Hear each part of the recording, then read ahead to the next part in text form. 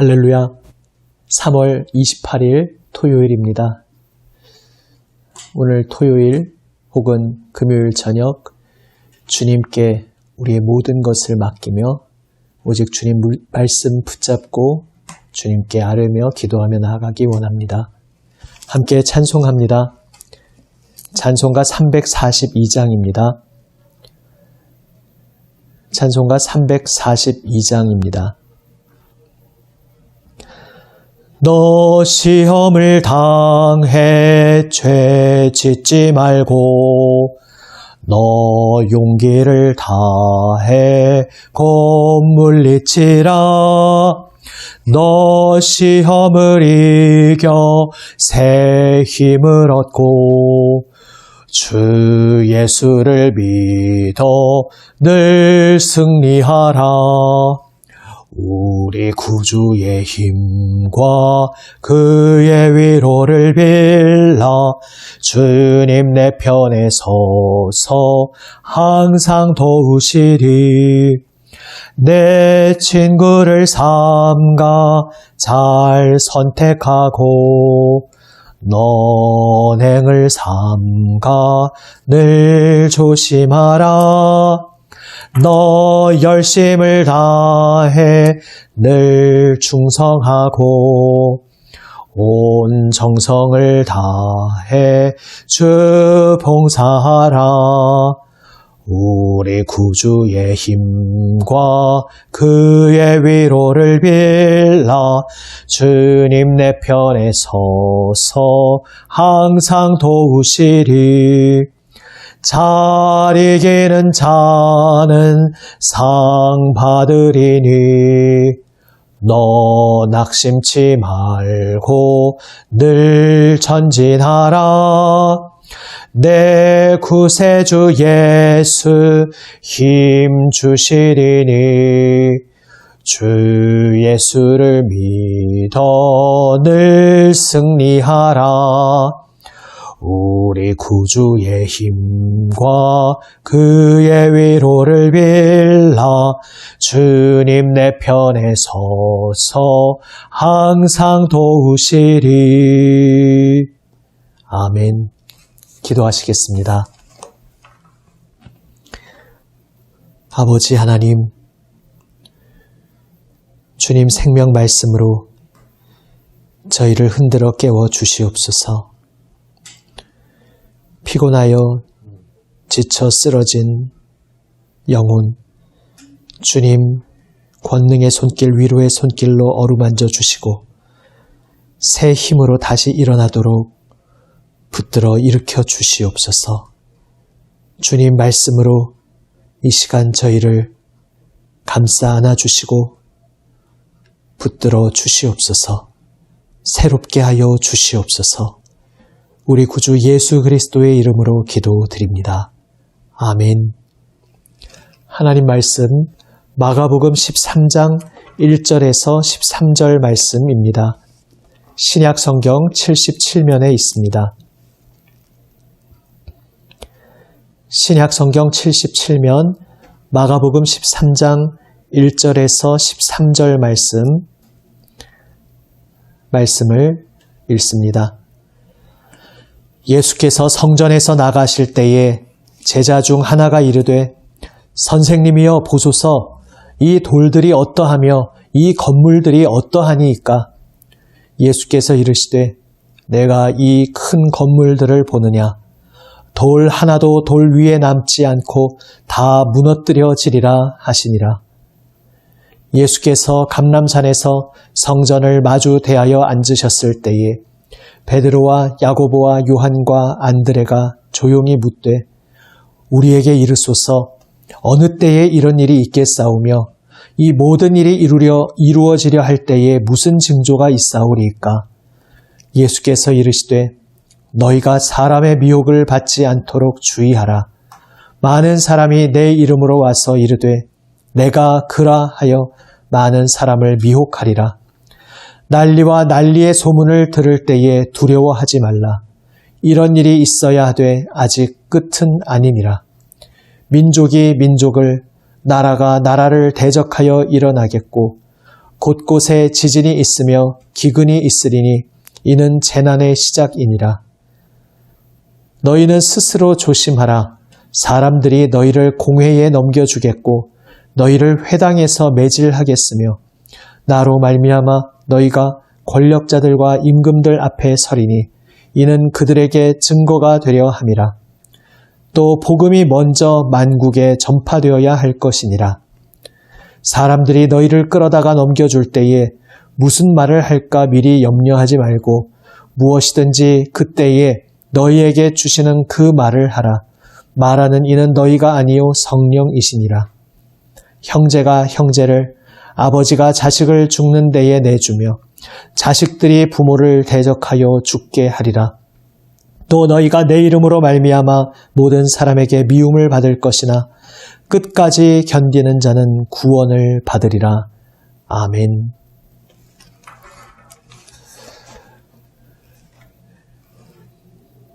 제자들은 예루살렘 성전의 그 위용과 찬란함을 보면서 얼마나 대단합니까? 이렇게 감탄하듯이 말했습니다. 하지만 예수님께서는 대답하십니다. 이 성전 돌 위에 돌 하나도 남지 않고 철저히 완전히 다 무너지리라 말씀하십니다. 그리고 이제 오늘 13장 말씀은 그 충격적인 선언을 들은 제자들 중 4사람이 예수님께 조용히 와서 언제 이런 일이 있겠습니까? 또 이 모든 일이 이루어질 때에 어떤 징조가 있겠습니까? 우리가 그 때를 어떻게 알아볼 수 있겠습니까? 이러한 질문을 하고 거기에 대해 예수님께서 대답하시는 내용으로 이루어져 있습니다.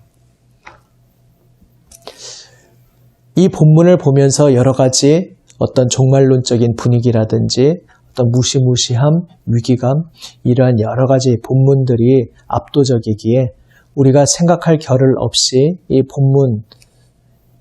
본문의 어떤 부분 자신에게 특별히 눈에 띄고 관심이 가는 부분에 집중하여 그 부분들을 골똘히 보게 될 수 있습니다. 그런데 먼저 생각해 볼 일이 있습니다. 예수님께서 이 말씀을 하시는 맥락이 무엇일까? 성전이 무너뜨려질 것을 말씀하시고 이제 그 때에 그 이후에 이 세상 역사에서 일어날 일들을 말씀하시면서 지금 예수님은 무엇을 말씀하고 싶어 하시는 것일까? 성전이 무너진다는 것, 이것은 무슨 의미를 가지는 것일까? 이것을 잘 생각해 볼 필요가 있습니다. 성전이 무너진다는 것은 예수님의 제자들도 유대인들인데 유대인들에게서는 상상도 해보지 못한 충격적인 일입니다. 일찍이 구약시대에 이미 바벨론의 그 침략으로 한번 무너진 적이 있었으나 그때는 이제 이스라엘 백성이 불순종으로 말미암아 하나님께서 예언하신 대로 그 성전을 무너지게 하셨는데 이제 하나님께서 다시 소망의 약속을 주시고 성전을 세우셨다 이렇게 생각하고 있는데 다시 성전이 무너진다는 것은 상상할 수 없는 일이었습니다. 조금 심하게 말한다면 유대인들에게 있어서는 성전이 무너진다는 것은 하나님이 우리를 완전히 내버리신다. 더 이상 이 세상에 혹은 하나님이 계시지 않는다. 이런 것과 마찬가지의 큰 충격적인 내용이었습니다. 하지만 그것은 그들이 하나님을 그리고 하나님의 언약 안에서의 믿음의 삶을 지금 그들이 눈앞에 보고 있는 돌로 지어진 성전에 밀접히 결부시키고 결합시키고 있었기 때문에 생각하게 된 그러한 것이었습니다. 하지만 예수님께서는 오히려 앞선 본문에서도 성전에 이제 종말을 고하셨듯이 이 성전이 무너지고 이제 하나님의 참다운 백성이 세워지고 하나님 나라가 온전히 이 세상에 이루어질 그 하나님의 꿈을 하나님의 선언을 바라보고 계셨습니다. 그래서 유대인들에게 있어서는 상상도 할 수 없는 충격적인 사건으로 들렸을 이 성전이 무너진다는 이 사건, 이 말씀이 예수님의 말씀의 맥락에서는 이제 하나님의 모든 약속이, 언약이, 계획이 온전히 이루어질 그 날이 다가올 것이다 라는 하나님의 성취, 하나님의 승리, 하나님의 완성에 대한 맥락에서 말씀하고 계신 것입니다. 언약으로 부름받은 백성이었으나 하나님의 말씀을 등한시하며 오히려 그 언약을 배반한 그 백성들의 모습과 결부되어 있는 이 성전은 이제 그 시대를 다 끝내게 될 것이었습니다. 그리고 참 성전이신 예수님 안에서 이제 복음 그 자체이신 예수님을 붙잡고 하나님의 참 백성으로 부름받은 예수님의 제자들이 예수님의 이름을 온 세상에 증거하며 그리하여 마침내 하나님의 때에 온 세상에 하나님의 온전한 완성이 이루어질 것이다. 이것을 말씀하고 계십니다. 그런데 그 모든 과정에는 큰 환난이 기다리고 있습니다. 그 환난, 어려움을 말씀하시는 그 예수님의 또한 마음, 그 맥락은 무엇이겠습니까? 사랑하는 제자들을 향하여 무언가를 꼭 당부하고 권면하고자 하시는 것입니다. 미래에 이런 일이 있을 거다. 그저 어떤 미래를 맞추는 그러한 일을 말씀하시는 것이 아니고 하나님의 부름받고 이제 주님의 뜻을 따라 주님의 길을 따라올 그 제자들, 사랑하는 이들을 향해 어떻게, 어떠한 마음으로 어떠한 삶을 살아야 할지 권면하시고 격려하시는 바로 그러한 내용인 것입니다. 그것을 한마디로 흔들리지 말아라 이렇게 표현할 수 있습니다. 오늘 이 본문 모든 것을 나의 사랑하는 이들이여 흔들리지 말아라 이렇게 요약할 수 있습니다. 그리고 그것을 세 가지로 표현해 볼 수 있습니다. 흔들리지 말아라 그 말씀에 포함된 첫 번째 내용으로 속지 말아라 혹은 헷갈리지 말아라 그런 의미에서 흔들리지 말라고 말씀하고 계십니다. 가짜 그리스도들이 나타날 것을 말씀하십니다. 가짜 그리스도들은 자신들이 하나님의 완성된 마지막 최종 메시지를 가지고 온 양 행세할 것이라 말씀하십니다. 하지만 거기에 속지 말아라, 헷갈려 하지 말아라. 나는 그 자들을 보낸 적이 없다. 그 자들은 내가 보낸 자가 아니다. 주님께서 말씀하십니다. 이것은 옛 성전이 무너진 AD 70년 그때에만 국한되는 이야기가 아닙니다. 바로 옛 성전이 무너지고 그리고 나서 이제 참 성전이신 예수 그리스도 바로 그분의 복음 오직 죄 사함과 용서가 일어나는 참된 성전이신 그 예수님 하나님과의 참된 만남이 이루어지는 자리인 예수님 거룩하신 하나님의 임재를 경험하게 되고 하나님을 만날 수 있게 되는 그 자리인 우리 예수님, 그 예수님의 복음이 이제 온 세상에 전파되는 지금까지의 때까지 이 말씀은 계속 유효한 것입니다. 그래서 옛 성전이 무너지고 새 성전의 선포가 힘있게 이루어지고 있는 이 때에 병행해서 가짜 그리스도들이 기승을 부릴 것을 말씀하고 계십니다. 하지만 거기에 속지 말아라. 그러한 현란한 속임수에 넘어가지 말고 더욱 참되신 예수 그리스도 그분의 단번에 주신 복음을 붙잡고 오직 나를 따라오라 주님께서 말씀하고 계신 것입니다. 또한 흔들리지 말아라 이 말씀의 두 번째로 두려워 말아라 라는 말씀을 하시고 있습니다. 두려워 말라는 말씀으로 이것들은 다 거쳐갈 과정이라고 말씀하십니다. 거쳐갈 과정이라는 것은 이건 예언된 대로 당연히 오는 일이니까 당연히 왔구나 잘 왔구나 이 혼란과 그런 고통의 시간인데 그래 성경에 기록된 거니까 당연히 온 거야 이렇게 무슨 기계적으로 어떤 아무 마음도 없는 자처럼 그렇게 받아들이라는 것이 물론 아닙니다. 정말 우리가 두려워할 수 있는 이 세상이 뒤흔들리는 것 같은 전쟁의 소식, 온갖 난리의 소식, 기근, 온갖 재앙들이 이 지구촌을 뒤덮을 것인데 그때 그 의미를 잘 생각하라는 말씀입니다. 주님의 이 말씀을 모르는 이들은 이제 세상이 정말 끝났나 보다 생각하면서 우왕좌왕하고 마음이 무너지고 삶이 무너져 내릴 수 있는데 이제 주님을 알고 주님의 이 말씀을 알고 있는 주님의 제자들은 비록 고통의 시간이지만 이 모든 시간들이 올 것을 주님께서 말씀해 주셨고 이 시간이 아직 끝이 아니다라고 말씀하셨지 이것을 기억하라고 하시는 것입니다. 7절에서 아직 끝은 아니다 말씀하시고 8절에서 이는 재난의 시작이다 말씀하십니다.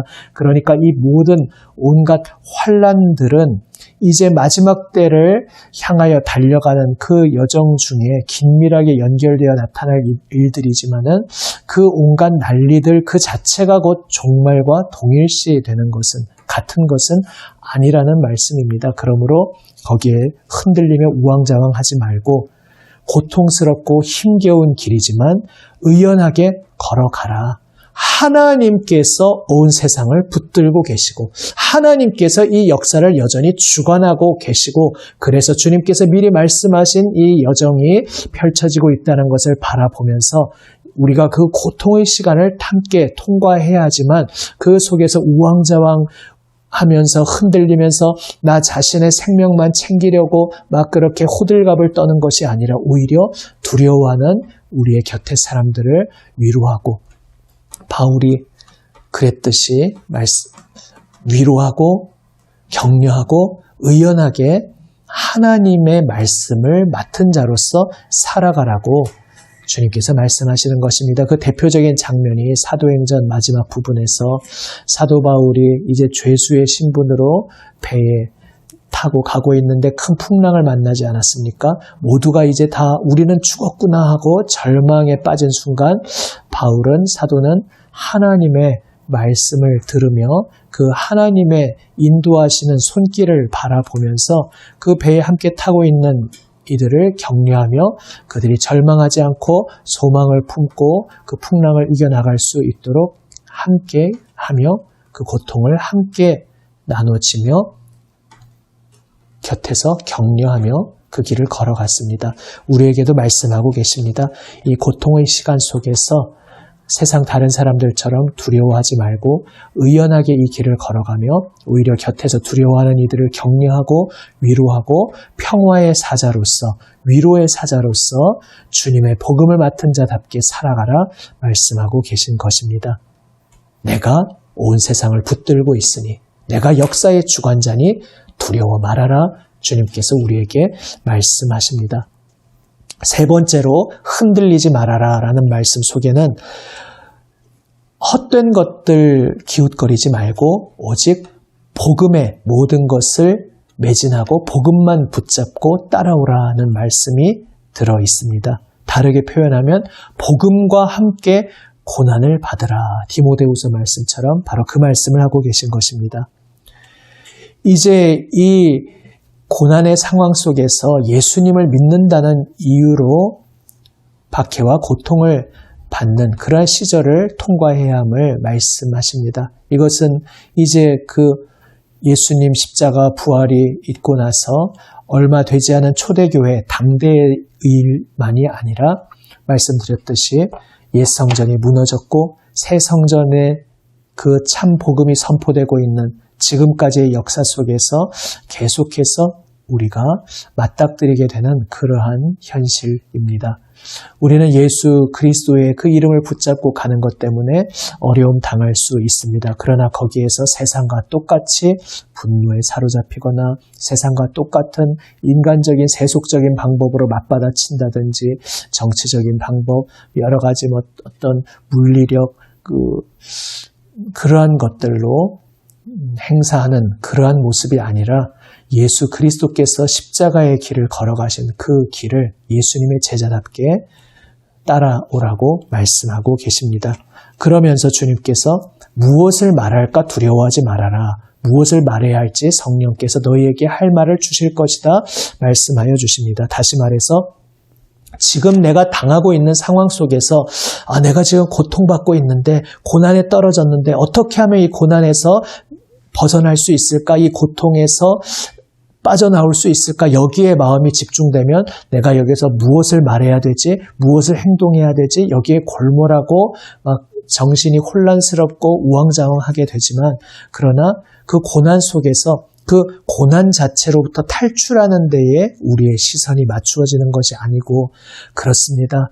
비록 고난이 닥쳐오지만 이 모든 시간도 우리가 복음의 사자로서 예수님의 일꾼으로서 예수님 참 성전이신 예수님의 그 복음을 선포하도록 바로 그 시간으로 우리에게 허락하신 때인 줄 믿습니다. 그 목적을 지금 우리가 무엇을 위해 이 길을 걷고 있는지 그 목표를 놓치지 않는다면 성령께서 우리에게 지혜를 주실 것이고 그리하여서 그 모든 시간들 속에서 그 모든 시간들이 우리가 복음의 일꾼으로 온전히 서는 기회로 활용되도록 주님께서 우리를 붙들어 주시고 인도하여 주실 것이라 말씀하고 계신 것입니다.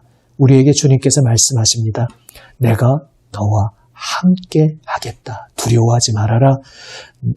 너의 입으로 무엇을 선포해야 할지, 온 세상에 무엇을 전해야 할지 내가 너에게 알려주겠다. 나의 진리의 말씀으로 너를 채워주겠다. 주님께서 말씀하고 계십니다. 오늘 이 본문 속에서 예수님께서 우리에게 어떤 마음으로 이 말씀을 하시는지 그 주님의 마음을 우리가 더욱 깊이 느끼게 되기를 원합니다. 주님께서 우리를 사랑하시며 끌어안아 주시며 격려하시며 말씀하십니다. 흔들리지 말아라. 끝까지 견뎌라 말씀하십니다. 끝까지 견딘다는 것은 끝까지 주 예수님의 길, 우리가 따르기 시작한 그 길에서 벗어나지 말고 끝까지 주 예수님의 길을 따르라는 말씀입니다.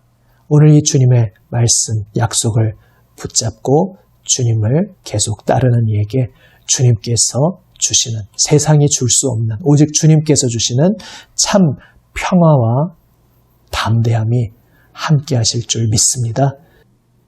이제 오늘은 우리가 기도할 제목들을 붙잡고 주님 앞에 기도하며 나아가기 원합니다. 계속 이 몇 주간 기도하듯이 지금 질병으로 고통받고 있는 우리 사랑하는 이들을 위해서, 이웃들 위해서, 이 나라와 온 세계의 사람들을 위해서 계속해서 기도하며 나아갑니다. 또 이 환난으로부터 벗어나기 위해, 이것을 극복하기 위해 여러 자리에서, 각자의 자리에서 힘쓰고 애쓰며 달려가는 모든 이들, 또 각자의 삶의 자리에서 이 방역체계에 협조하며 꿋꿋이 의연하게 함께 마음을 합하여 협력하며 나아가는 우리 모든 이들을 위해서 계속해서 함께 기도하며 나아갑니다. 우리 교우들, 특별히 환우들, 어려움 당한 이들 제목 붙잡고 함께 기도하며 나아갑니다. 이제 또 토요일 또 지나며 주일을 바라보고 있습니다.